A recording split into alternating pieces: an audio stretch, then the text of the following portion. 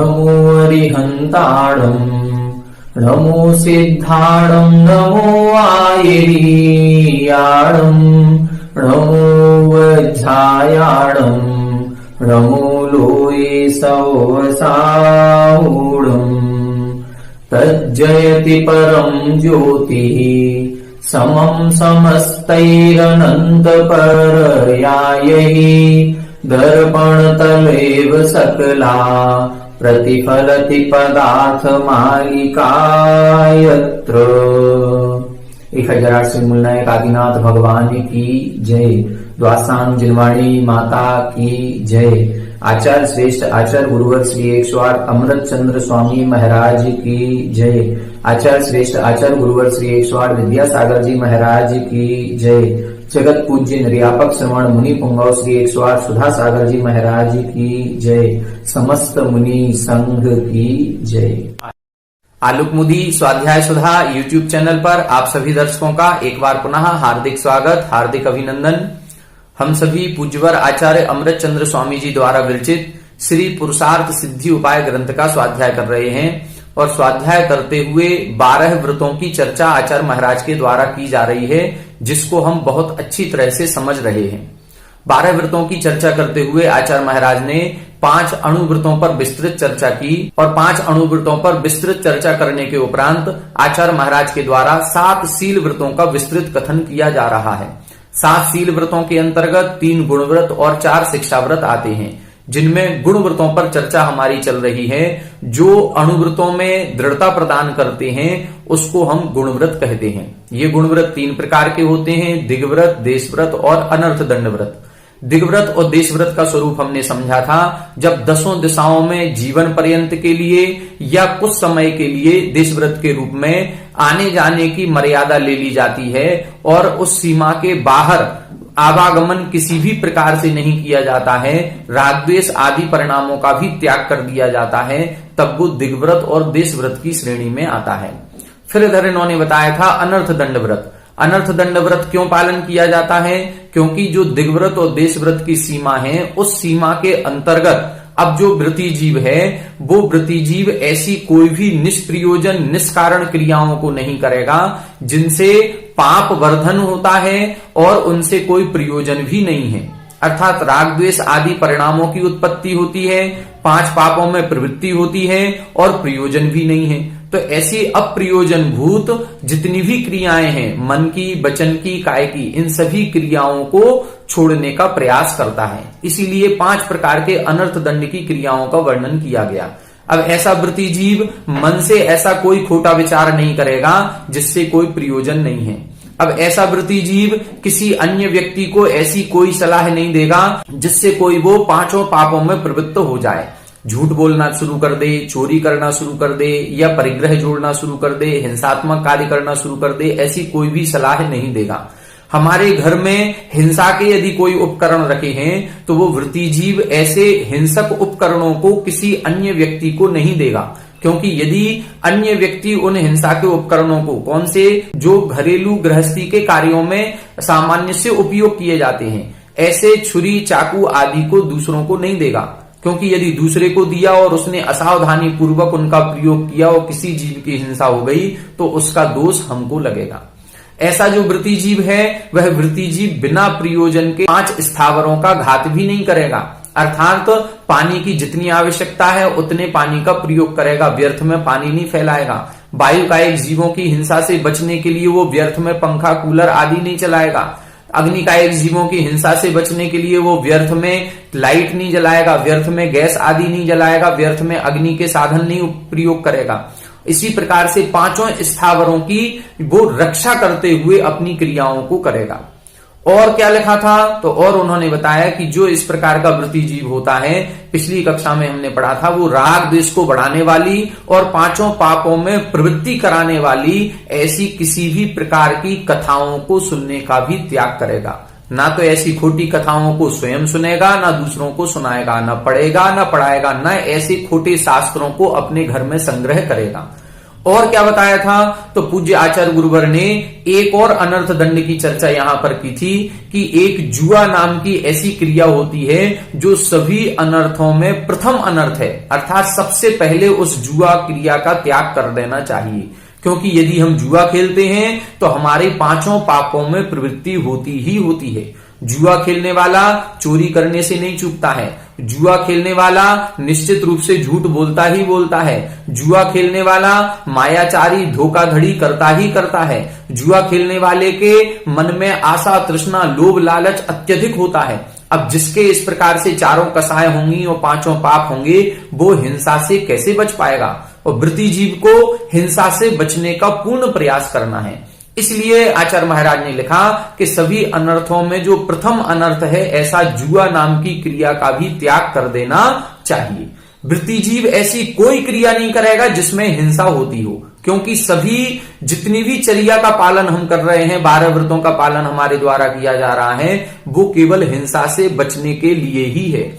अहिंसा ही प्रमुख धर्म है और हिंसा ही प्रमुख पाप है। तो हिंसा से बचना है और अहिंसा के मार्ग पर चलना है। तो जो जो क्रियाएं हिंसात्मक होती हैं, इसीलिए 12 व्रतों के साथ साथ उन्होंने मद्य मधु मांस के सेवन का भी त्याग कराया, रात्रि भोजन का भी त्याग कराया। 5 व्रतों का तो अनिवार्य रूप से पालन करने का उपदेश दिया ही दिया है। 5 व्रतों के साथ साथ 3 गुण व्रतों की शिक्षा इसीलिए दी गई कि जितना निष्प्रयोजन की क्रियाएं हमारी हो रही थी, बिना प्रयोजन के हम कहीं भी जा रहे थे, आ रहे थे, हो सकता है कहीं पर जाना आना हमारा होता ही नहीं था, फिर भी हमने कहीं कोई संकल्प नहीं किया था, इसलिए दिग्व्रत और देशव्रत का उपदेश दिया कि जहां हमें जाना आना है ही नहीं, वहां की सीमा क्यों ना बांध ली जाए और हम बिना बात के, बिना मतलब के, बिना कारण के जो हमें हिंसा का दोष लग रहा है, उस हिंसा के दोष के भागीदार हम क्यों बने।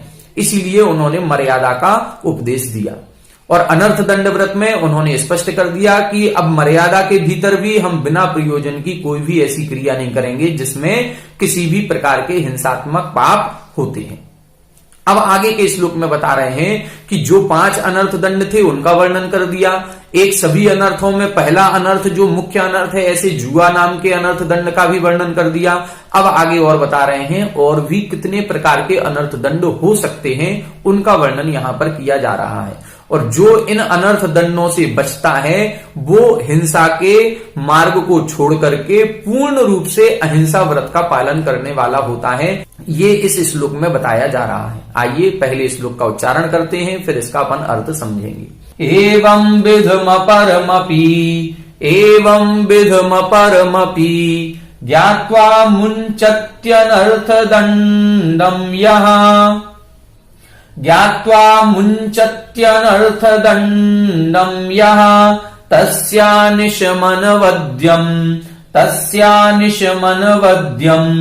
विजयमहिंसाव्रतं लभते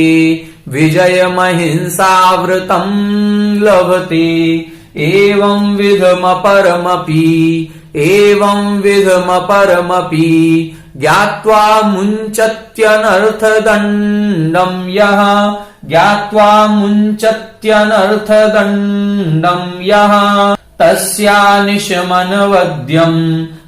तस्यानिशमनवद्यं विजयमहिंसाव्रतं लभते। एक बार आप लोग उच्चारण करें। एवं विधमपरमपि ज्ञात्वा मुञ्चत्यनर्थदण्डं यः तस्यानिशमनवद्यं विजयमहिंसाव्रतं लभते एवं विधमपरमपि ज्ञात्वा मुञ्चत्यनर्थदण्डं यः तस्यानिशमनवद्यं विजयमहिंसाव्रतं लभते। देखें अब इसका अर्थ बता रहे हैं। यहां बता रहे हैं एवं विधम अपरम अपि। एवं विधम इस प्रकार से, मतलब 5 प्रकार की क्रियाओं का वर्णन पहले कर दिया। अपध्यान, पापोपदेश, प्रमाचर्या, हिंसादान और दुष्श्रुति। और 5 प्रकार की इन अनर्थ दंड की क्रियाओं का वर्णन करने के बाद फिर सभी अनर्थ दंडों में जो प्रथम अनर्थ दंड है, ऐसे जुआ नाम की क्रिया का भी वर्णन करने के बाद अब बता रहे हैं एवं विधम, इस प्रकार से जो हम वर्णन कर चुके हैं उनके अलावा अपरम अपि, उनके अलावा भी, अपर का मतलब उनको छोड़ करके और अन्य भी ऐसी क्रियाएं हो सकती हैं जिनसे अनावश्यक हमें पाप का बंध होता है। तो क्या करें, एवं विधम, इस प्रकार से अपरम अपि, अन्य और भी जितनी भी ऐसी अनावश्यक क्रियाएं हैं उन अनावश्यक क्रियाओं को ज्ञात्वा यानी जान करके, मुंचति, मुंचति का मतलब छोड़ देना, छोड़ देता है, अनर्थ दंडम, यह जो अनर्थ दंड को, अर्थात यह यानी जो व्यक्ति एवं विधम, इस प्रकार से अनर्थ दंडों को समझ लिया कि मन वचन काय की व्यर्थ निष्प्रयोजन की प्रवृत्ति, ऐसी प्रवृत्ति जिनसे हमारा कोई प्रयोजन नहीं और बिना बात के ही हम 5 पापों का वर्धन कर रहे हैं, राग द्वेष आदि परिणामों को उत्पन्न कर रहे हैं, हिंसात्मक कार्य कर रहे हैं, हमें 5 पापों का दोष लग रहा है। तो ऐसे बिना प्रयोजन की और भी अन्य कितनी सारी क्रियाएं हो सकती हैं, उन सभी क्रियाओं को जान करके जो व्यक्ति ऐसे सभी अनर्थ दंडम मुंचति, जो ऐसे सभी अनर्थ दंडों को छोड़ देता है, तस्य, उस व्यक्ति के, उस व्रती जीव के, अनिशम, अनिशम का मतलब 24 घंटे, निरंतर, सतत, हमेशा ही, प्रति समय, अनवद्यम, अनवद्यम का मतलब पाप रहित प्रवृत्ति होती है। ऐसा व्यक्ति जिसने पहले ही 5 अनुव्रतों को ले लिया, अर्थात त्रस हिंसा का संकल्प पूर्वक त्याग कर दिया, अब केवल कौन सी हिंसा बची थी, स्थावर जीवों की हिंसा। उस स्थावर जीवों की हिंसा को भी नियंत्रित करने के लिए उसने क्या किया, जो अनावश्यक हमारा क्षेत्र था उस क्षेत्र में आने जाने की मर्यादा कर ली कि हम यहीं तक जाते हैं तो यहां तक हम जाएंगे, इसके आगे हम जाएंगे ही नहीं। तो उस मर्यादा के बाहर भी सूक्ष्म पापों का भी त्याग हो गया, स्थावर जीवों की हिंसा से भी बच गया। अब जो मर्यादा के भीतर की स्थिति थी वहां पर भी निष्प्रयोजन की जितनी अनर्थ दंड की क्रियाएं थी जिनसे बिना बात के पाप का बंध हो रहा था, उन सभी क्रियाओं को उसने छोड़ दिया। जब ऐसे सभी प्रकार के अनर्थ दंडों को उसने छोड़ दिया तो अनिशम, अब वो निरंतर ही 24 घंटे अनवद्यम, पाप रहित हो गया। केवल उसको जितना प्रयोजन है उतनी क्रिया वो कर रहा है, उसका ही दोष उसको लगेगा, बाकी अब वो पाप रहित हो गया है। और ऐसा व्यक्ति विजयम अहिंसा व्रतम लभते, ऐसा व्यक्ति अहिंसा व्रतम विजयम लभते, अहिंसा व्रत पर विजय प्राप्त कर लेता है। लभते यानी प्राप्त करना, अहिंसा व्रत पर विजय प्राप्त कर ली उसने, मतलब अब उसके द्वारा हिंसा बिल्कुल भी नहीं हो रही। वास्तविकता में जो अहिंसा व्रत है गृहस्थी का, वैसे तो अहिंसा व्रत क्या है कि संपूर्ण रूप से सभी पापों का सूक्ष्म रूप से त्याग कर देना और मुनि व्रतों को अंगीकार कर लेना।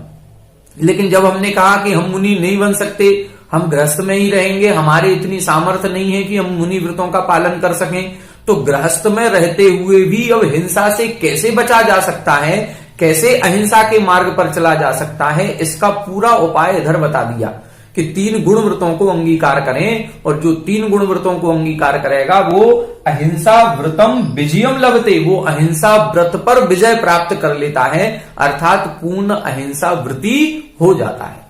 कौन, एवं विधम अपरम अपि, ये तो इन्होंने कुछ उदाहरण दे दिए। अब हमको अपने दैनिक जीवन में ये देखना है कि हम बिना बात के कौन सी क्रियाएं करते हैं जो निष्प्रयोजन है। निष्प्रयोजन किसी से हम बोलेंगे नहीं, निष्प्रयोजन हम कभी इधर उधर चलेंगे फिरेंगे नहीं, निष्प्रयोजन कोई भी परिग्रह को इकट्ठा नहीं करेंगे, निष्प्रयोजन हम कोई भी ऐसी क्रिया नहीं करेंगे, आरंभ की कोई भी क्रिया नहीं करेंगे जिससे हमें पाप का बंध होता है। हम दूसरों के लिए कुछ नहीं करेंगे, हम केवल अब अपनी आत्मा के कल्याण की बात सोचेंगे। यदि हम अपने आत्म कल्याण की बात सोचेंगे तो फिर हम सभी प्रकार के अनर्थ दंडों से बचने का प्रयास भी करेंगे। इसीलिए लिखा एवं विधम अपरम अपि, इस प्रकार से जान करके सभी प्रकार के अनर्थ दंडों को और जितने हो सकते हैं उन सभी को जान करके यह मुंचति, जो इन अनर्थ दंडों को छोड़ देता है, तस्य, उस जीव के, अनिशम, निरंतर ही, अनवद्यम, पाप रहित अहिंसा व्रत पर विजय प्राप्त हो जाती है। वो पाप रहित हो जाता है, उसके मात्र उतना ही पाप का बंध हो रहा है जितना वो कर रहा है, बिना प्रयोजन के पाप उसको नहीं मिल रहा है। तो इस प्रकार से इस श्लोक में आचार्य महाराज ने अनर्थ दंड व्रत की विस्तृत चर्चा कर दी। अनर्थ दंड व्रत का वर्णन आचार्य महाराज ने 7 श्लोकों में किया। 5 श्लोकों में 5 प्रकार के अनर्थ दंडों का वर्णन किया। 6वें श्लोक में फिर जुआ नाम की विशेष क्रिया का वर्णन किया और 7वें श्लोक में इन्होंने बता दिया कि इस प्रकार से और भी जितने अनर्थ दंड की क्रियाएं हैं उनको सभी को छोड़ना चाहिए। अब अनर्थ दंड व्रत के बाद यहां तक गुण व्रत की चर्चा अपनी पूरी हो गई। अब यहां से शिक्षा व्रत की चर्चा प्रारंभ होगी। शिक्षा व्रत जो मुनि बनने की प्रेरणा देते हैं, जो हिंसा और अहिंसा की क्रियाएं थी वो यहां तक पूरी हो गई। शिक्षा व्रत में ऐसी कोई क्रिया का वर्णन नहीं होता है जिसमें हिंसा का दोष लग रहा हो या जो हिंसा से बचने का कोई उपाय हो।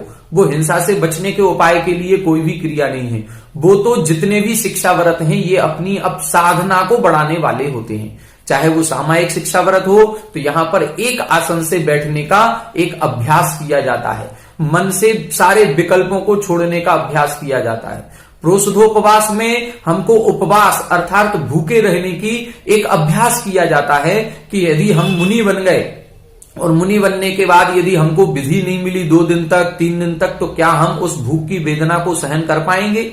या हम कभी मुनि बन गए और अब मान लो आहारचर्या के लिए गए और अंतराय हो गए हमारे 4 दिन तक लगातार, 5 दिन तक लगातार, तो क्या हम उस भूख की वेदना को सहन कर पाएंगे? तो इसका अभ्यास गृहस्थी में ही प्रोषधोपवास के माध्यम से कराया जाता है। भोगों को भोग परिमाण को भी सीमित करवाया गया। वो केवल इसीलिए कराया गया कि बिना के राग द्वेष का वर्धन हमारा नहीं होना चाहिए। हमें अंततः जब मुनि बनना ही है तो हम अपने परिग्रह को, जो जीवन भर के लिए हमने परिग्रह का परिमाण किया था, उसको भी दिन प्रतिदिन के हिसाब से कम कम कम कम करते चले।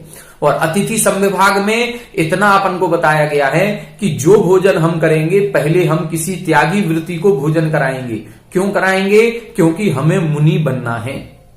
हमें चूंकि मुनि बनना है तो जो पद हमको प्राप्त करना है उस पद की हम पहले पूजा तो करें। उस पद के जो गुण उन्होंने प्राप्त किए हैं उन गुणों के प्रति आदर, सत्कार, सम्मान की भावना हमारे अंदर होनी चाहिए। इसीलिए अतिथि संविभाग व्रत को रखा गया है।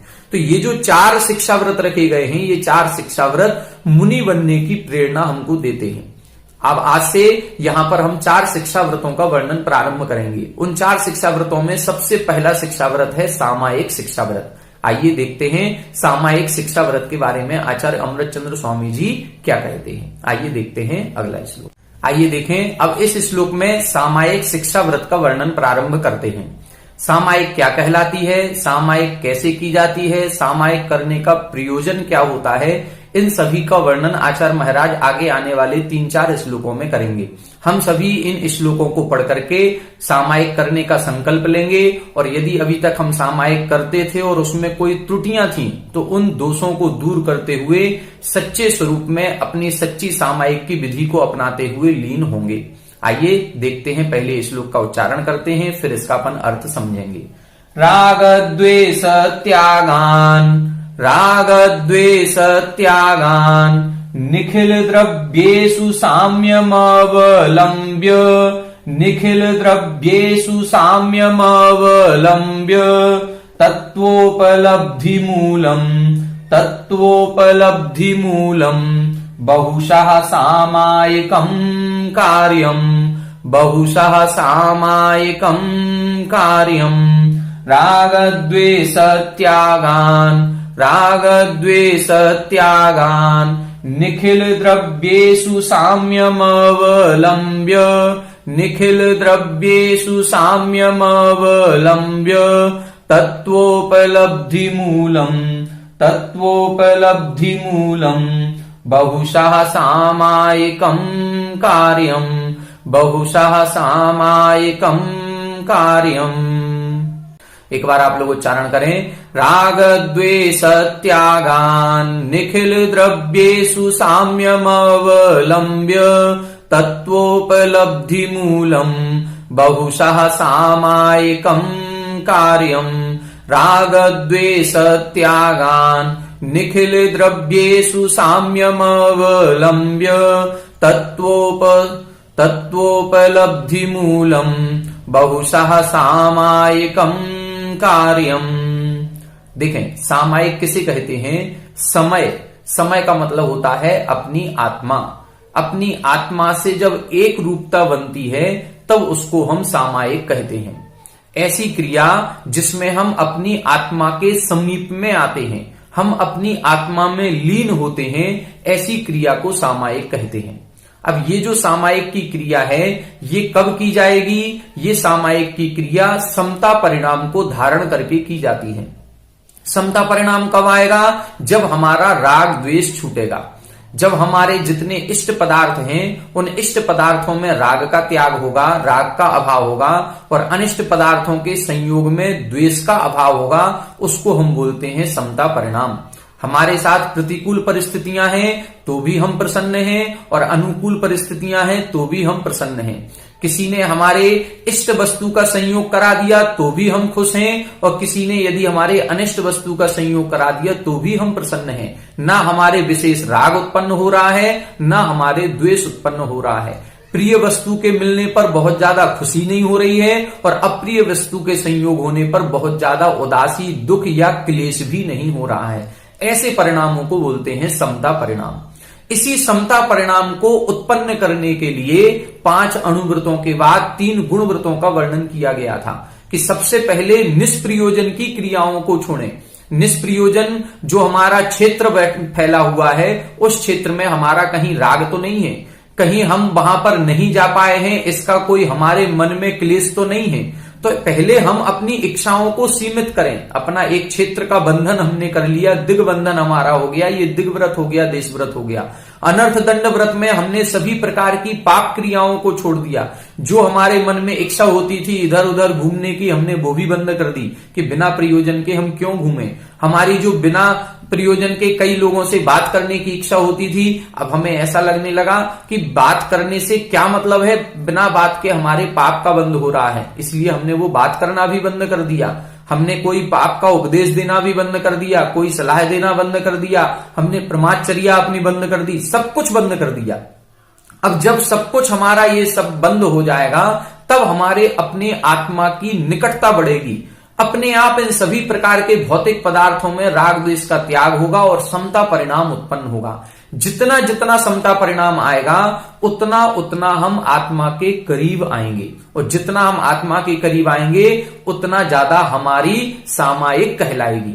सामायिक करना अपने आत्मा के करीब आने का एक साधन है कि हम अब कुछ समय के लिए सभी प्रकार के पापों का त्याग करके एक स्थान पर निश्चित समय के लिए बैठेंगे, और वो बैठ करके अब हम क्या करेंगे? अपनी आत्मा का चिंतन करेंगे।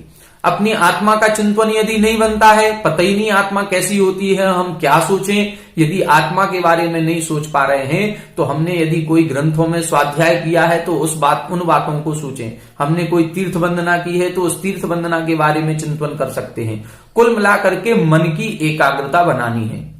मन की एकाग्रता भी अशुभ को छोड़ करके शुभ की ओर बनानी है। जो अभी हमारा मन यदि हम खाली बैठे हैं तो कुछ ना कुछ सोचता रहता है, और जब कुछ ना कुछ सोचेगा तो कहीं ना कहीं अशुभ की बातें ज्यादा सोचता है, शुभ की कम सोचता है। तो अब हम नियम लेंगे कि हमने दिग्व्रत, देशव्रत, अनर्थ दंड व्रत का त्याग कर दिया है, अब हमें बिना बात के कहीं इधर उधर घूमना फिरना नहीं है, तो क्यों ना हम आधा घंटे के लिए, 1 घंटे के लिए शांत परिणामों से एक स्थान पर बैठेंगे और एक नियम लेंगे कि अब हमारा सभी प्रकार के पापों का त्याग, सभी प्रकार के पदार्थों से राग द्वेष का त्याग, अब हम केवल अपनी आत्मा का चिंतन करेंगे।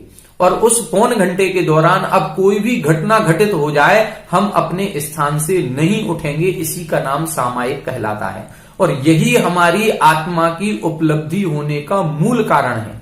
बिना सामायिक किए हम अपने आत्मा के करीब पहुंच ही नहीं सकते। कितना भी व्रतों का पालन कर लें, चाहे हम अहिंसा महाव्रतों का पालन करें, चाहे अहिंसा अणुव्रतों का पालन करें, चाहे हम 5 अणुव्रत, 3 गुणव्रत, कितने भी व्रतों का पालन क्यों ना कर लें, यदि हम सामायिक नहीं कर रहे हैं तो हम अपने आत्मा की उपलब्धि कर ही नहीं सकते। तो आत्मा की उपलब्धि करने का ये मूल कारण है। इसी के साथ ही आत्म उपलब्धि होती है, पुरुषार्थ सिद्धि होती है। पुरुष रूपी जो हमारी आत्मा है, उस आत्मा के अर्थ यानी स्वभाव की सिद्धि इससे होती है। तो इस श्लोक का अर्थ देखें। इस श्लोक में इस सामायिक की विधि को, सामायिक के स्वरूप को बताया गया है। देखते हैं, राग द्वेष त्यागान, राग द्वेष के त्यागात, ना का ता बन जाएगा, राग द्वेष त्यागात, राग द्वेष का त्याग हो जाने से। किसमें राग द्वेष का त्याग हो जाने से? निखिल द्रव्येषु, निखिल का मतलब संपूर्ण, द्रव्येषु यानी संपूर्ण पदार्थों में। हमारे घर में कितना परिग्रह, कितना सब कुछ संपत्ति हमने जोड़ के रखी है, कितने हमारे रिश्तेदार, स्त्री, पुत्र, संतान आदि हैं, इन सभी के प्रति जो हमारा राग द्वेष भाव था, उस राग द्वेष का त्याग होने से साम्य अवलंब्य, समता परिणाम को धारण करके। समता परिणाम कब धारण होगा? जब राग द्वेष का त्याग होगा। इष्ट पदार्थ भी होंगे, अनिष्ट पदार्थ भी होंगे, इसीलिए लिखा निखिल द्रव्येषु, संपूर्ण द्रव्यों में, चाहे वो हमारे अनुकूल हो चाहे वो हमारे प्रतिकूल हो। तो अनुकूल और प्रतिकूल सभी प्रकार के पदार्थों में राग द्वेष का त्याग करके और फिर साम्य अवलंब्य, समता परिणाम को धारण करके मन में अब क्लेश नहीं लाना है। अच्छा हो जाए तो भी ठीक है, बुरा हो जाए तो भी ठीक है, हम क्लेश नहीं करेंगे, हम अपने अंतरंग में राग द्वेष परिणामों को उत्पन्न नहीं करेंगे। तो ऐसे समता परिणाम को धारण करके तत्वोपलब्धि मूलम, देखो क्या लिखा, तत्व उपलब्धि मूलम, अपने आत्म तत्व की उपलब्धि का जो मूल है, जड़ है, अर्थात मूल कारण तो यही है। 12 व्रत तो हमने इसलिए अंगीकार किए थे कि हम सामायिक तक पहुंच सकें। यदि हम अहिंसा अणुव्रत नहीं लेते, हम परिग्रह परिमाण अणुव्रत नहीं लेते, तो फिर हम यहां तक पहुंच ही नहीं पाते, हमारे अंतरंग में वो समता परिणाम ही उत्पन्न नहीं होता। पहले हमने परिग्रह को सीमित किया है, हमने अहिंसा को अपना धर्म माना है, हमने हिंसात्मक कार्यों को छोड़ा है, झूठ बोलना छोड़ा है, चोरी करना छोड़ा है, दिग्व्रत की सीमा बांध ली है, अनर्थ दंडों को भी छोड़ दिया, बिना प्रयोजन की मन वचन काय की प्रवृत्ति को छोड़ा है, तब जाकर के हम सामायिक के योग्य हुए हैं। अब जो लोग अव्रती हैं, जिन्होंने अभी तक कुछ नहीं छोड़ा है और केवल एक नमोकार मंत्र की माला पढ़ने बैठ जाते हैं, वो भी वास्तविकता में सामायिक कर ही नहीं रहे हैं। क्यों? क्योंकि वो एक अभ्यास है, अभी उन्होंने कुछ त्याग ही नहीं किया, अभी अणुव्रतों का भाव नहीं हुआ, अणुव्रतों का ग्रहण नहीं किया उन्होंने, अभी 5 पापों का स्थूल रूप से त्याग नहीं किया, अभी उन्होंने दिग्व्रत देशव्रत की कोई सीमा नहीं बांधी, अभी तक उन्होंने ये पुरुषार्थ नहीं किया कि कौन सी क्रिया हमारी प्रयोजन भूत है और कौन सी क्रिया निष्प्रयोजन की है, इसका ही अभी विचार नहीं किया है, निष्प्रयोजन की क्रियाओं को नहीं छोड़ा है। तो अब आत्मा में यदि हम 1 घंटे के लिए नमोकार मंत्र की माला फेरने बैठ भी जाएंगे तो हमारा समता परिणाम नहीं रहेगा। हम जब नमोकार मंत्र की माला फेरते हैं तो हम अक्सर ये देखते हैं कि हमारे कान तो खुले ही रहते हैं, सब बातें हमको सुनाई देती हैं। अब जिस समय हम माला जप रहे हैं उस समय चारों तरफ क्या बातें हो रही हैं वो सभी बातें सुनाई देती हैं और उन बातों को सुनकर के इष्ट अनिष्ट की बुद्धि भी उसी समय हो जाती है। राग द्वेष परिणाम अंतरंग में होने लगते हैं, नमोकार मंत्र भी जप रहे हैं और राग द्वेष परिणाम भी हो रहा है। तो इसी राग द्वेष परिणामों को नियंत्रित करने के लिए कि हमारा राग द्वेष परिणाम नहीं हो, इसी को नियंत्रित करने के लिए पहले 5 अणुव्रत कराए गए, 3 गुणव्रतों का पालन कराया गया, फिर उसके बाद सामायिक का उपदेश दिया गया कि पहले इन 8 व्रतों का पालन करो, 5 अणुव्रतों का और 3 गुणव्रतों का, फिर उसके बाद हम यहां तक पहुंचेंगे कि हमारे अंतरंग में साम्य भाव अवलंब्य। अब हम समता परिणाम को धारण करेंगे और इस समता परिणाम को धारण करके अब जो तत्वोपलब्धि का मूल क्रिया है, जो हमारी आत्मा तक पहुंचने की मूल क्रिया है, ऐसी सामायिकम बहुशः कार्यम, ऐसी सामायिक को अनेक बार करना चाहिए। मतलब अब हमारा जीवन ऐसा हो जाए कि हम केवल अपने घर गृहस्थी के कार्यों को निपटा करके, अपने घर गृहस्थी के कार्यों से फुर्सत होकर के कि हमारा काम हो गया, खाना बनाना था बन गया, खा लिया, अब क्या करना है, अब सोना नहीं है, अब टीवी नहीं देखना है, अब इधर उधर की बातें नहीं करना है, अब क्या करना है, अब घंटे 2 घंटे 3 घंटे का जो भी समय जब भी मिले तब भी हमको अपने कुछ समय के लिए अपना सभी पापों का त्याग करके, राग द्वेष का त्याग करके, समता परिणाम धारण करके, एकाग्र चित्त होकर के शुभ क्रियाओं में अपने मन को लगाना है। कोशिश ये करें कि आत्मा की ओर दृष्टि डालें। चूंकि अभी हमने महाव्रत नहीं लिए हैं तो वो शुद्धोपयोग रूप अवस्था तो नहीं बन पाएगी, क्योंकि अभी हमारे शरीर पर परिग्रह है, अभी भी हम अपने घर के कमरे में ही बैठे हैं। तो जब तक ये घर है, जब तक परिग्रह है, जब तक हमारे शरीर पर वस्त्र है, तब तक हमारा निर्विकल्प अवस्था बन जाए ये तो संभव नहीं है। लेकिन फिर भी हम अपने आत्मा के गुणों का चिंतन करें, शास्त्रों में जो भी हमने आत्म स्वरूप के बारे में पढ़ा है उसका चिंतन करें, कर्म प्रकृतियों के बारे में यदि पढ़ा है तो उसके बारे में चिंतन करें। जैसे धर्म ध्यान कहे गए, आज्ञा विचय, अपाय विचय, विपाक विचय, तो इनका चिंतन करें। संस्थान विचय का चिंतन करें, तीन लोक की संरचना का चिंतन करें। अपने मन को अशुभ से हटा करके शुभ की ओर लगाने का नाम ही सामायिक कहलाती है। अब ये कैसे की जाती है, कब की जाती है, इसकी पूरी विधि का वर्णन आगे के श्लोकों में आएगा। आज की कक्षा में हमने इस एक श्लोक में सामायिक के महत्व को समझा है और सामायिक करने की योग्यता या सामायिक करने का अधिकारी कौन है उसके बारे में समझा है। सामायिक का महत्व क्या है कि सामायिक को करके ही हम तत्व की उपलब्धि कर पाएंगे।